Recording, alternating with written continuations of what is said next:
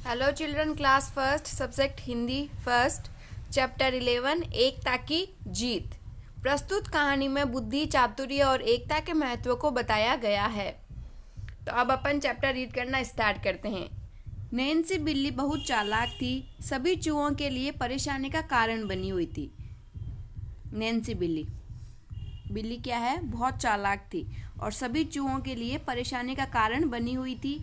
वह चूहों के बिल के पास छुप जाती और जैसे ही चूहा बाहर आता वह दबे पांव उन पर झपट पड़ती, मतलब उनको मार के फिर खा जाती। ननकू एक साहसी चूहा था। सभी चूहों में ननकू नाम का एक साहसी चूहा था, निडर। ननकू के प्रिय भाई को नैन्सी पकड़कर ले गई। ननकू का जो प्रिय भाई था उसको नैन्सी ने पकड़ लिया। किसने पकड़ लिया? बिल्ली ने। नैन्सी कौन है? बिल्ली। ननकू कौन है? चूहा। बिल्ली कैसी है? चालाक। और ननकू कैसा है? साहसी। ननकू उससे बदला लेना चाहता था। एक दिन उसने सभी चूहों की एक सभा बुलाई। सभा मतलब सभी चूहों को बुलाया और मीटिंग रखी। उसने चूहों से कहा, सभी मिलकर एक हो जाएं तो नैन्सी को सबक सिखाया जा सकता है। क्या एक अकेला चूहा बिल्ली को मार सकता है? नहीं मार सकता। तो ननकू ने क्या किया? एक योजना बनाई सभी चूहों को बैठाकर कि अपन सब मिल जाते हैं तो अपन उसको सबक सिखा देंगे। यह सुनकर सभी में जोश भर आया। सभी ननकू के साथ चल दिए। वे जुलूस निकालते हुए नैन्सी के घर की ओर चल पड़े। ये देखो यहाँ पे ऐसे, नैन्सी सबकी रानी है, उसकी अजब कहानी है। नैन्सी रानी की जय।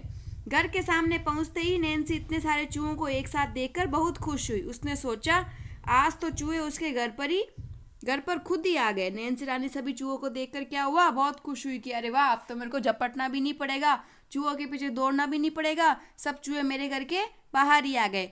उसे चूहे पकड़ने में मेहनत भी नहीं करनी पड़ेगी। नैन्सी कुछ कहती उससे पहले ही ननकू ने चिल्लाकर कहा, नैन्सी रानी बाहर आओ, दुश्मनी छोड़ो।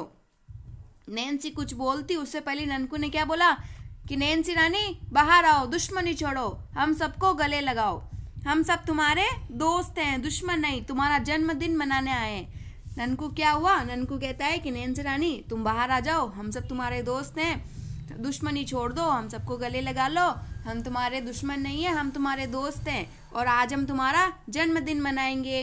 नैन्सी बोली, तुमने मुझे रानी बनाया, मैं बहुत खुश हूँ, अब तुम क्या चाहते हो बताओ।